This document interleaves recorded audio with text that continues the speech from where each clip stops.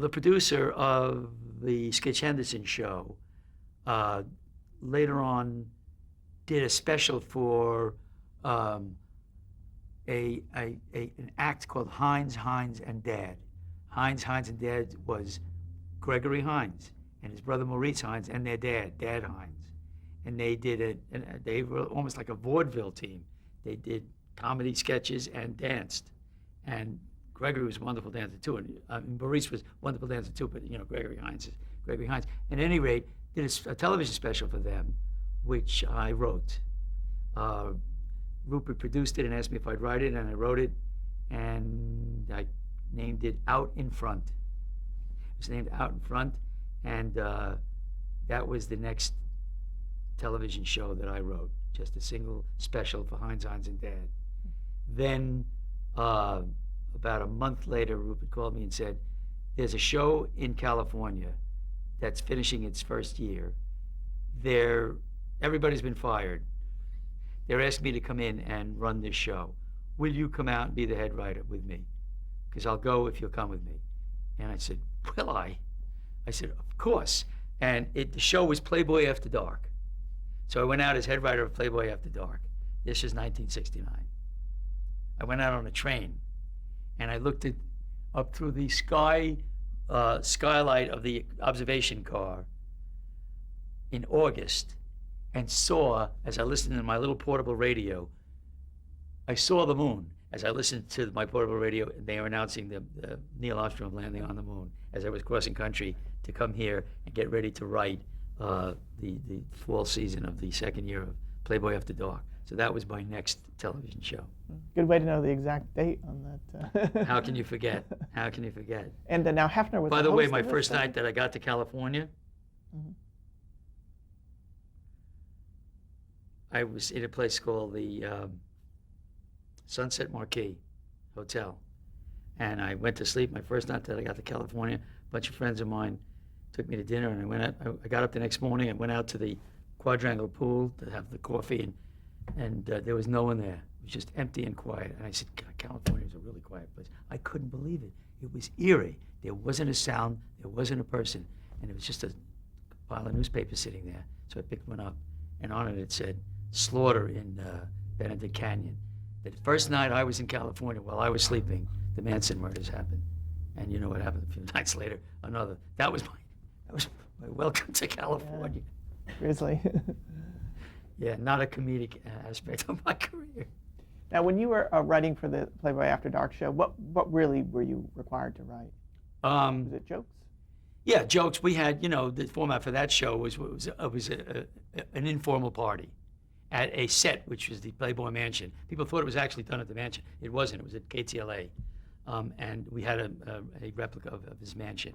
And we had party guests who were the regulars, including me, I was the writer, but I also sat in as a party guest. And we then had guests, musical guests, comedic guests. Everybody came on Playboy After Dark. Bill Cosby, Sonny and Cher, Ike and Tina, everybody. So when people came on, I would write sketches for them or jokes, and if they had their own act, put heads together. Of course, intros and outros for Hef. It was, it was a variety show. It was essentially writing a variety show. Were you starstruck by any of the people, the LA people, Hollywood people? I guess to some degree, I was starstruck, but not very much so. Because as a kid, I was exposed to the theater when my sister was in the theater, and I'd go to the Broadway openings, and I was around it at a young age, so it was kind of natural for me. So most of the time, I'd see the people as colleagues, and they walked in. But of course, occasionally, I wrote a movie that Carl Reiner directed, and when we were working on rewriting it one day, all of a sudden, as we were just working together, I suddenly looked up and said, "Hey, you're Carl Reiner." So it was those moments that happened, or when we'll get to the electric company, and Bill Cosby was already Bill Cosby when we did the electric company, and I think I was starstruck by Bill. I mean, I think I always felt, even though he was a colleague, I think I always had that little bit of a feeling of, hey, you're Bill Cosby was always in my mind. But essentially, maybe, no, I don't think I was that starstruck. Maybe because my great stars, if Marlon Brando had ever worked with me, or Frank Sinatra, or the people that were my gods, oh, well, we'll get to it. I'm jumping ahead. But when I was doing Playboy After Dark, I wrote a sketch for Sid Caesar. I went to Sid's house. I mean, well, I was, to knock on the door, I had to gather myself because I was going to meet him one-on-one and talk about what I was going to do and wanted to write for him. So I guess I was starstruck, now that I think about it, from time to time. But when you work with a lot of people, for the most part, when I think of all the people that I've worked with, and so once in a while people outside of the business say, you worked with this one and that one, and I realize over the years, I've worked with most of the famous people in comedy. Really, the great majority of them, but they're colleagues. So, most of the time I'm not starstruck, but I am. What was it like to hear Sid Caesar saying your lines? Oh, it's like, that was heaven. That was heaven. That was heaven. That was really fun. Now, Hefner was doing some of the jokes himself. Did he have a sense of humor? Did you work well with him?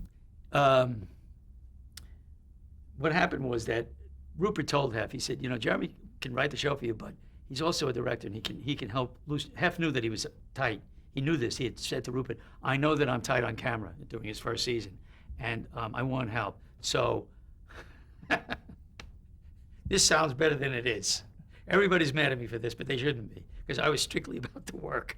But I was flown in a private jet every other weekend from California, from Los Angeles to Chicago to be a guest at Hef's mansion and spend time with him, and catch moments between where I could work on his personality with him in terms of loosening him up, feeling more comfortable on camera, just hanging and trying to, be his coach, be his at ease coach. Sweetheart of a guy, and really with a lot of charm. He just had trouble accessing it. He was tight on camera, but he wanted to loosen up more, and God bless him. That was great. He really wanted to grow. I don't know how much I helped him, but that was what my task was, to go and hang out with him on weekends at the Playboy Mansion. So that's, that place with the pool that you slide, the fireman's pole, you slide down into the grotto with the pool, with the bar, and the whole, the mansion. There I was. I had a room in the mansion. But I was very much devoted to working and, writing for the upcoming week and working with Hef. And I'm sorry to admit it, but I wasn't a Playboy.